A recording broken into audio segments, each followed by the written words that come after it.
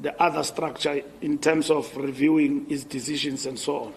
So the ANC, what it does, it enhances its own checks and balances in order to give members a fair chance to a hearing and so on. But also Integrity Commission is to educate people, because other people go to the Integrity Commission and then they conflate ethics with acts of criminality. You know, a simple conduct can be an unethical conduct that bring the ANC in disrepute. So that's what the Integrity Commission is judging. You know, it's not like DC that you have committed acts of criminality and all of that, of course, which have got an impact on the integrity of the ANC, and then you go through the DC and decisions are taken and all of that. Here in this instance is that it is alleged to have done this thing. You explain yourself, but are you aware that the actions that you have taken have affected the ethical standing of the ANC in society? And therefore we think for you to correct, you have to undergo the following things. There's a lot of things we still need to improve in terms of the Integrity Commission, because these are uncharted waters. The set of things that are defined as acts of ethical conduct, misconduct, and what are those? So we have to improve going forward in terms of the work of the Integrity Commission. The strategic setback, it means that you have not lost power, but you don't have unfettered majority. That's what it means. So it's a strategic setback in a sense that you still have got a hold over power, even though not 100%. Meaning, it's a recognition that you've got a largest party, which is a difference from a majority, overwhelming majority, unfettered majority. That's what it means. So it means you cannot forsake that little that you've got in the context of many. If the ANC did not have the largest majority, do you think all these parties will work with the ANC? In the words of another leader, they will surgically remove the ANC from power. And the reason why we are not talking to anyone with a cap in the hand is because we are the largest party. And at the same time, the reason why we are not going to the backbenches is because we'll become the biggest opposition. And we will have forsaken 6 million people who still believe that continue to govern in this country. We still want you, we follow your policies. We'll have betrayed them. And that just surrendered power in that sense. So safeguarding power meant that you've got to take particular steps with the recognition that this is not entirely a loss, but it is a setback, although it's strategic, a setback in a sense. So some investigations on leaks. Are we not clamping down on we are not. We are defending the integrity of the ANC.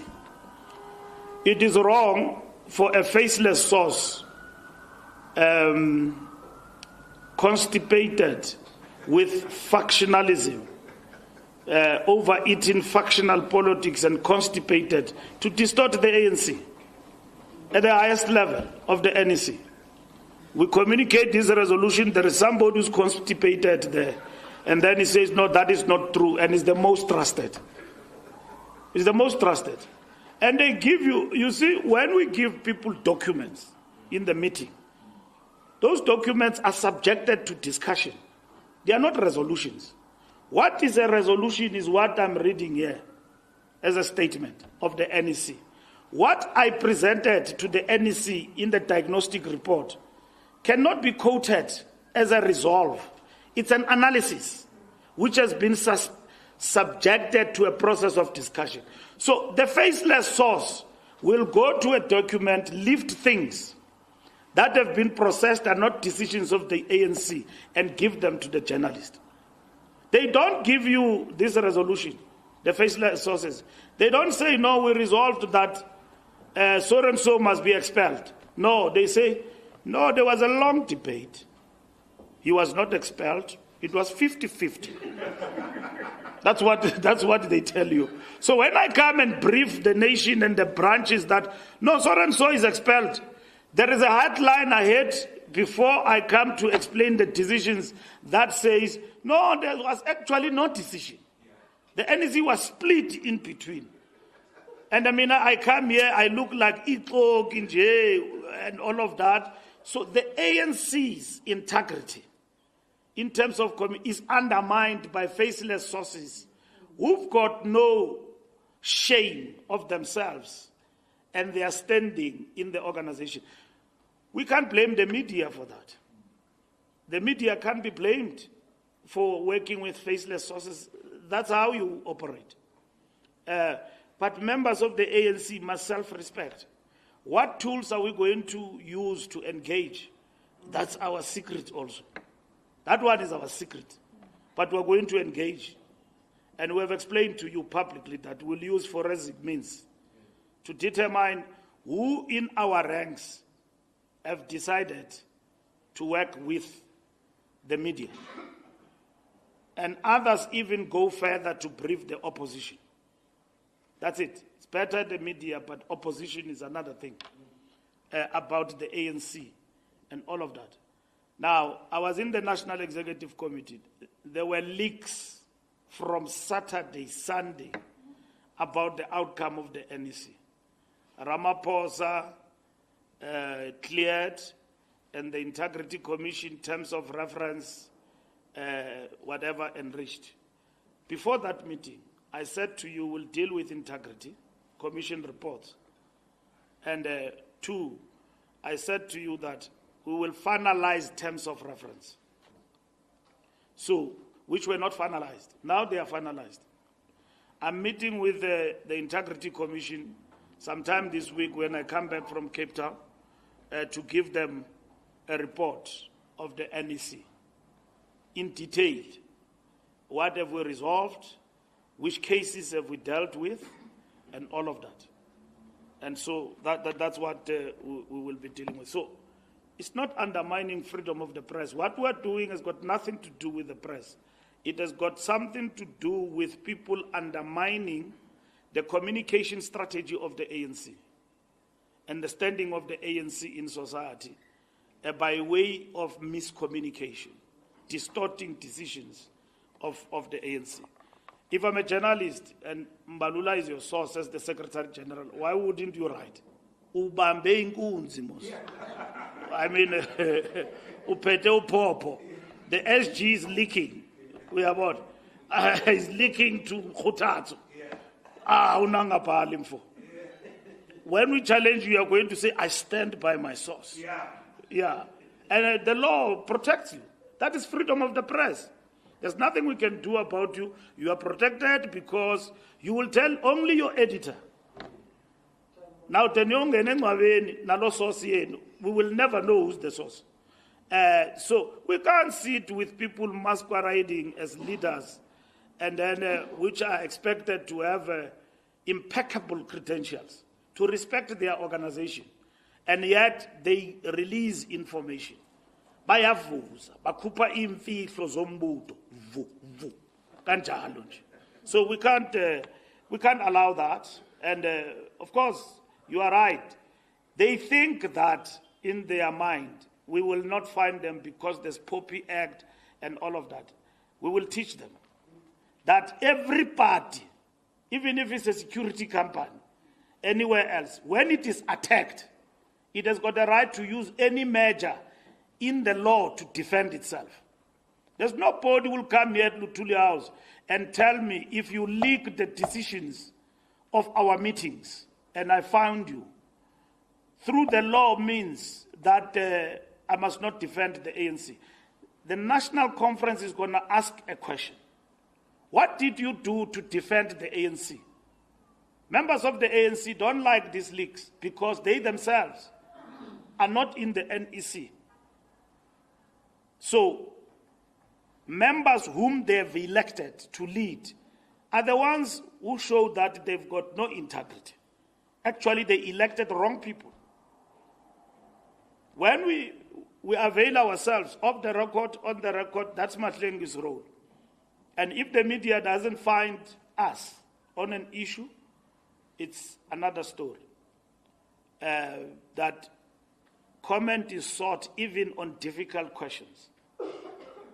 When journalists wake us up and say this and that, even if you don't like the question, as a media person of the ANC, you cannot have feelings. They can ask you things that you think that they are irrelevant and all of that. You can't have feelings. You are a communicator. You must have shock absorbers. Even if they can ask you that, I think that you people are stealing. We are there. But you must have shock absorbers to say, what do you mean? Can you write down your questions? I can answer them. And then that is it. And we are equally not obligated to answer everything. Based on it is our prerogative that we exercise.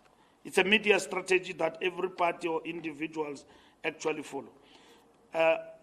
Mashatile's remarks, we have discussed that with the DP. Those, you interviewed him before the NEC decision. Now, decision of the NEC is here. And DP was actually clearer in terms of his answer. You asked him about this question, DP. And he answered a proper question. He answered properly. He said that when they want me, I will raise my hand. And then that was it. In terms of the ANC rules now, directive, we don't want that. No leader should be answering such questions. Every ANC member must be preoccupied with service delivery, cost of living of the people and all of that. This item will come. It's not like it is fast, people are not discussing leadership, they are not doing anything. It cannot be our agenda now in 2027. Cannot be. We still have got an election to win in 2026. We've got a program of action to implement of rebuilding the ANC. If we now preoccupy the ground and everywhere else and our membership with conference and leadership, that is personal aggrandizement which have got nothing to do with what we have characterized as a setback in this moment we are in. Where are we? We have lost the biggest majority, yet the biggest priority of the ANC is who becomes a leader. No, we can't allow that. We have drawn the line. That line is going everywhere. You speak, yeah, we attend to you. Wherever it happens, Youth League, Women's League, Veterans League, nobody is allowed. We will communicate this also to our allies and so on. But nobody is allowed, members of the ANC, to deal with this matter. We have dealt with that issue with the DP. We discussed and he explained and I understood perfectly. We understood each other and I don't think there was something wrong with what Paul said in terms of that answer. But it could be used to fuel the succession debate in the ANC, which we don't want. Not that it will not be there. Not that people in the ANC are not discussing this matter. They are. The critical question is that we must open a discussion at the right time, and we said that discussion will be guided by a political perspective. Now, we are embarking on renewal, we are embarking on rebuilding of structures. That's what this National Executive Committee have directed, and this is what we must implement. There's not going to be another meeting to conceptualize a program of renewal and rebuilding. It is there. It is concluded. The next meeting of the NEC is to get a report from the SG. How far are we with the rebuilding? What is happening with the rebuilding? Membership. Political foundation. What are we doing with all of these things we have agreed? Integrity Commission. What is happening? Are we consistent now? We've got terms of reference. Are we doing the right things and in the way we are doing them? So our job at Luthuli House is to oversee the revolution of organizational renewal at the highest level in the ANC. And the Commission of Organizational Renewal also must function to oversee these programs are actually implemented. Uniformity on coalitions. Unfortunately, Samkele, you can never reach uniformity.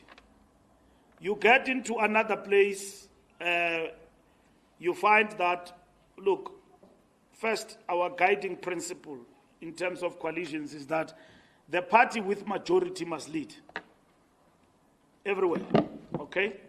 And then you go and talk to political parties, they don't agree with that. They don't agree with that. You've got an option to be an opposition and all of that. And then they say, no, we agree, but we want mayorship. A party with no majority. And then you are the biggest party. And then parties that are supposed to be working together for stability, bigger parties, which is what should happen in a democracy. A party that have emerged, 1 and 2, must work together to govern. They don't find each other. Like we don't find each other with the DA in the coalition talks in Gauteng at the local level. But if the ANC and DA were to come together in a coalition, work at the local level, and the IFP and everybody like it happened in KZN, will you have instability there? No. There will be water. Council will sit on time because the two contending powers are governing. And then there will be services. Mayors won't change week in and week out. Now, with small political parties, there is a risk. It's what we call not even a grand, is it a grand coalition? Yeah. A grand coalition has got risks. You get blackmailed there by somebody you can't leave. Blackmail beyond blackmail to the point of abuse. You can't leave because you don't have partners, you've got this person. This is what others wanted to lock us in. And we said no. Because today we have a GNU that we have with all the political parties that are...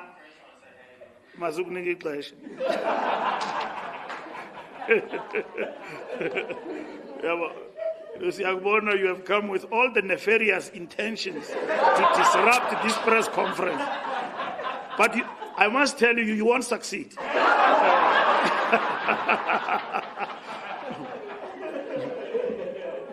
So, yeah, exactly. So, Kotatso, the last point is Kotatso. The leaks matter, I've addressed it. ANC is not rogue. Won't do illegal stuff or intelligence. We don't have that capacity. But we can do things like even legal firms do. Legally. Employ forensic people to help us defend ourselves against rogueness and distortion of our views. And that is it. And I can see your look, you are thinking about your phone. And that you are an independent journalist, so you can't be tapped. No, we can't. In terms of the Poppy Act and all of that, we don't even have such powers. We don't do that. We investigate how these things actually happen, and there are many mechanisms to do that. Did we discuss KZN and Gauteng? We did not. We are going to discuss them in the last NEC of the year. We are supposed to go back to Gauteng and KZN to finalize our discussions with them about what we have gathered on the ground and what we believe must be the way forward. The reason why we did not include that discussion in the agenda is because we did not want to conflate issues. This NEC was methodological, clinical, straight to the point, integrity and rebuilding the ANC. So we're going to implement all of what has been agreed by the special NEC. We came from a 6-day meeting where we analyzed what happened in the election. And then we summarized, we said, this is a strategic setback. And then we said that GNU is not an end in itself. It's a tactical maneuver. It can actually collapse, or it can withstand its time for 5 years. So the possibility that the GNU can collapse, or other political parties in the GNU, let me not say GNU collapse, that other political parties can leave the GNU, it's high.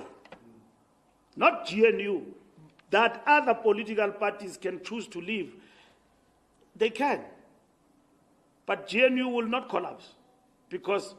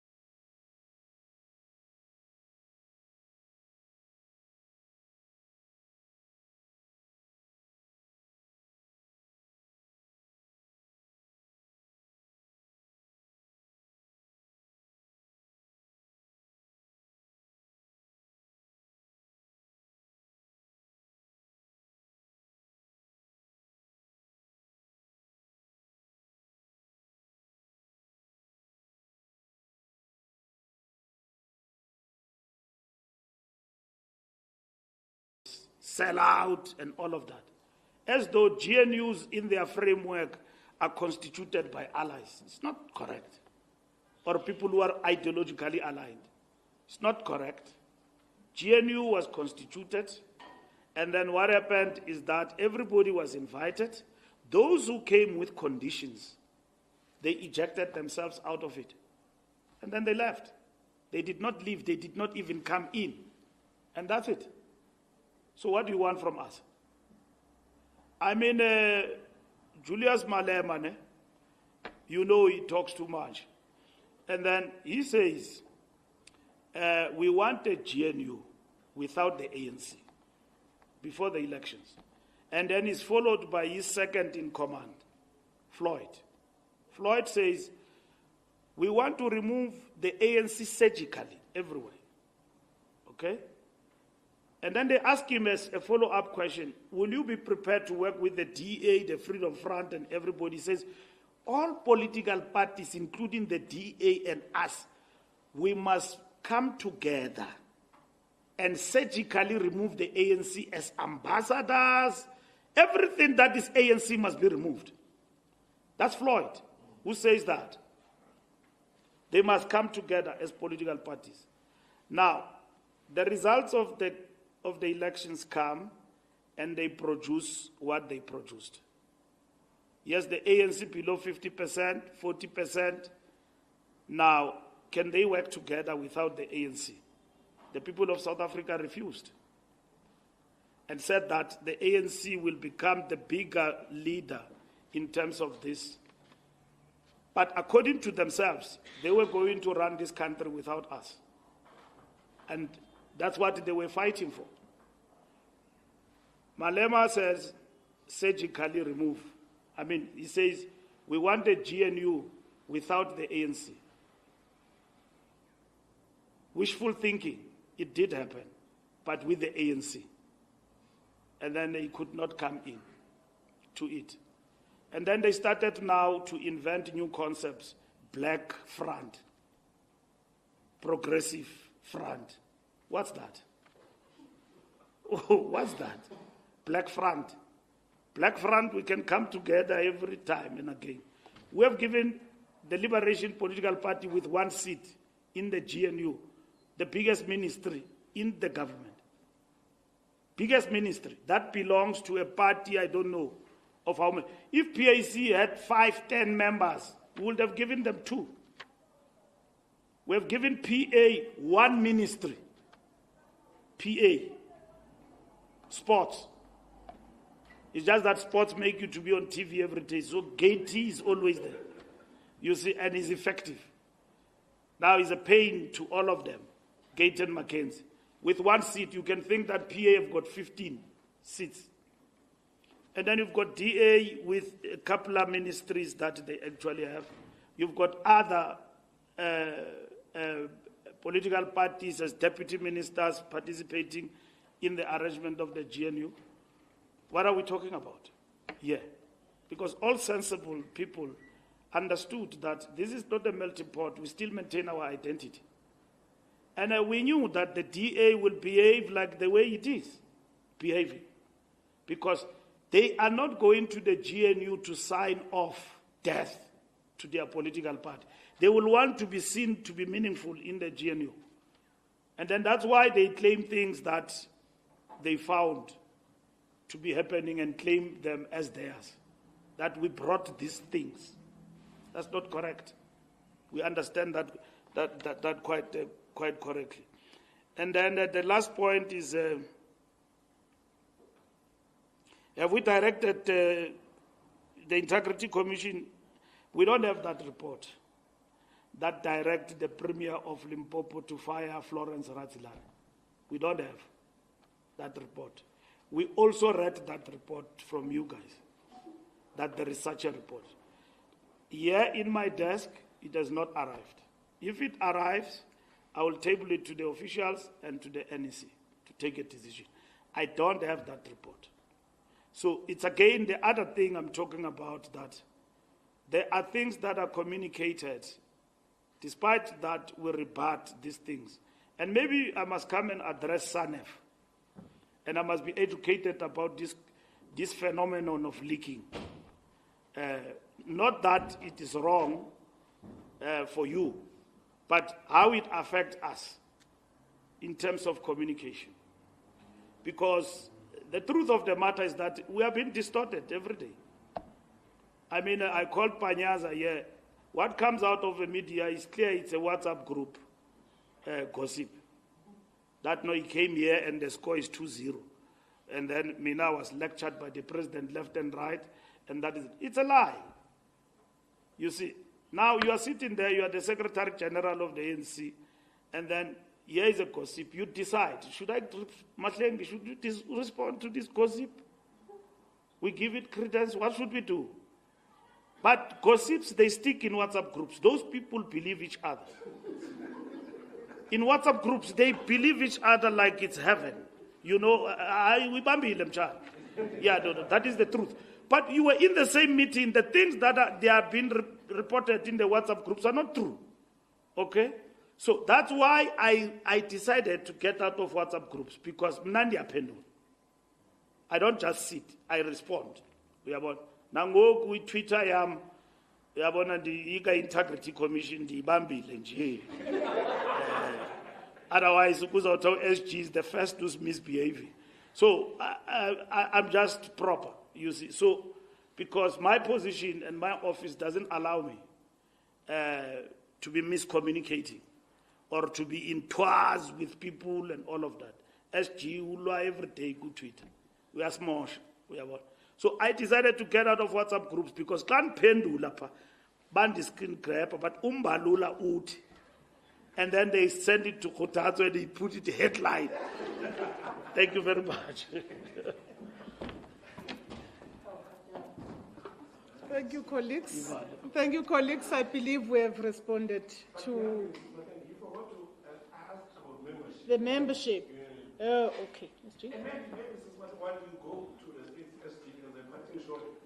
The dual member of the ANC, the president of the MK Party, is appealing his expansion this week.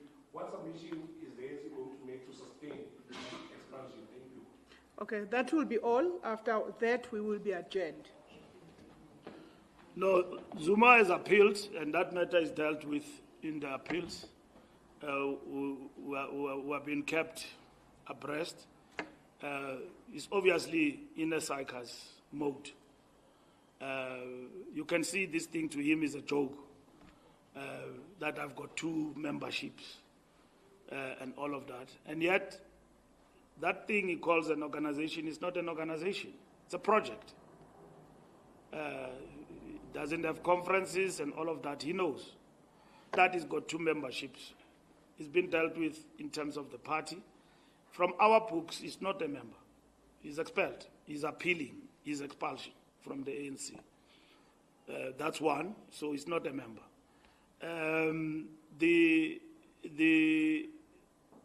The second issue about membership,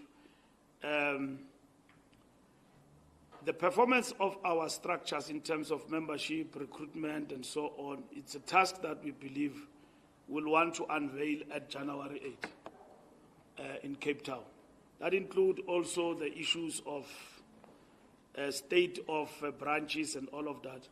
If I tell you now which is the highest province, the overall membership, of course, we are almost at 1 million, but it means nothing because that membership is undergoing a rigorous process of replenishment.